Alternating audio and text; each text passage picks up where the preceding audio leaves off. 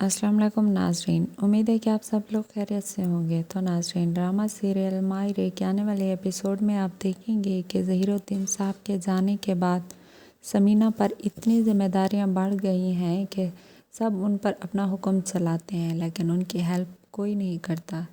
रिश्ता तो उनके साथ सब रखते हैं, बस सिर्फ़ और सिर्फ अपने मफाद तक। हबीबुद्दीन साहब ऑफ़िस में उनकी हेल्प तो करते हैं, मगर वो ऑफ़िस पर काबिज़ होना चाहते हैं, क्योंकि वो चाहते हैं कि ये ऑफ़िस उनके भाई का है। अब वो वहाँ पर हुक्मरानी अपनी ही रखें और भाभी घर संभालें। उनकी छोटी उम्र में शादी तो कर दी गई थी, तो वो मुश्किलात का सामना शुरू से करती आती हैं, मगर अब उनको इतनी तो समझ आ चुकी है कि लोग किस तरह उनका साथ देते आ रहे हैं, वो भी सिर्फ़ और सिर्फ अपने मतलब तक। वो एक हिम्मत वाली खातून है, क्योंकि जो लोग हिम्मत नहीं हारते, अल्लाह ताला भी उनका साथ कभी नहीं छोड़ते। इस तरह वो अपने बेटे को भी समझाती हैं कि फ़ाखिर, तुम भी अब कुछ ज़िम्मेदारियां संभाल लो, तुम एक ज़िम्मेदार इंसान बन जाओ। तुम्हारे अब्बू जिस तरह एक ज़िम्मेदार इंसान थे, लेकिन वो है कि उस पर किसी की बात का असर ही नहीं होता। ना ही वो बीवी बच्चों को टाइम देता है, और ना ही ऑफिस को, और ना ही अपनी स्टडी कंप्लीट करना चाहता है। एनी उसे कह कह कर थक गई है कि फ़ाखिर कुछ सुधर जाओ, लेकिन वो है सुधरने का नाम ही नहीं लेता। इस तरह अब घर की सारी जिम्मेदारियाँ समीना पर भी आ गई हैं। इस तरह से फ़ाखिर की फुप्पो घर आ जाती है और उनसे कहती हैं कि भाभी, आप तो जानते हैं कि हमें सपोर्ट करने वाला आपके अलावा कोई नहीं है। पहले तो ज़हीरुद्दीन भाई साहब करते थे, लेकिन अब वो इस दुनिया में नहीं रहे, इसलिए मुझे उम्मीद है कि आप हमारी हेल्प ज़रूर करेंगी और मुझे नाउम्मीद नहीं करेंगी। तो समीना भाभी पूछती हैं कि आखिर क्या हुआ, क्या मसला है, तुम बताओ तो सही मुझे।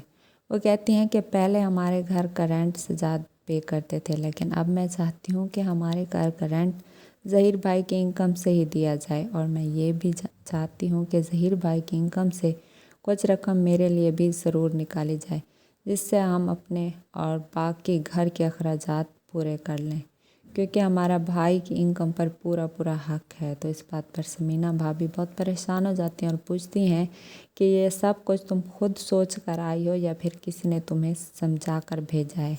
ये सुनकर वो खामोश हो जाती हैं, क्योंकि वो लालच में अंधी हो चुकी होती हैं और हबीबुद्दीन साहब के कहने पर ये सब कुछ कर रही होती हैं, क्योंकि वो दोनों चाहते हैं कि ज़हीरुद्दीन भाई साहब के शेयर्स में से उन्हें ज़रूर हिस्सा मिले और वो ऑफिस पे काबिज़ हो जाएं। लेकिन समीना अच्छे से जानती है कि इन लोगों को यहाँ से दूर रखना है, नहीं तो ये लोग सब कुछ ले जाएंगे और फ़ाखिर का कुछ भी नहीं रहेगा। इस तरह से वो खामोश हो जाती हैं। इस तरह यानी आखिरकार फ़ाखिर की हरकतों से तंग आ जाती है। वो रो के अम्मी के पास चली जाती है और कहती है कि अम्मी, फ़ाखिर मुझसे हमदर्दी के 2 लफ्ज़ कहने के बजाय मुझे छोड़कर चला ही जाता है, ना ही वो मेरी हेल्प करता है। वो बहुत रो रही होती है, क्योंकि उसका साथ देने वाला कोई नहीं होता। उसे जिस शख्स से उम्मीद होती है, वो भी आखिरकार उसे छोड़ ही देता है। तो उसकी अम्मी उसे देखकर और भी परेशान हो जाती हैं कि बेटा, तुम परेशान ना हो, तुम्हारे साथ अच्छा ही होगा, क्योंकि वो ख़ुद इस दौर से गुज़र चुकी हैं, परेशानी का आलम में से। लेकिन वो अपनी बेटियों को परेशान नहीं देख सकती, क्योंकि उनकी तो शादी एक ऐसे इंसान से हुई जो उन्हें बचपन से ही नहीं चाहता था। बाद में उनके रिश्ते में और भी रुकावटें आईं, लेकिन अब वो अपनी बेटी के साथ ऐसा होता हुआ हरगिज़ नहीं देख सकती। वो चाहती हैं कि भाभी, आप फ़ाखिर को समझाएं कि वो एनी को उसके हकूक़ दे, उसके साथ खुश रहे और अपनी बेटी का भी ख्याल रखे, नहीं तो उसके साथ अच्छा नहीं होगा। मैं अपनी बेटी के साथ बुरा होता हुआ हरगिज़ नहीं देख सकती। तो समीना कहती हैं कि तुम परेशान ना हो, मैं उसे ज़रूर समझाऊंगी। तो नाजरीन, ये सब आप देखेंगे आने वाली एपिसोड में, और अगर अभी तक आपने मेरे चैनल को लाइक और सब्सक्राइब नहीं किया तो कर दें। तब तक के लिए अल्लाह हाफ़िज़।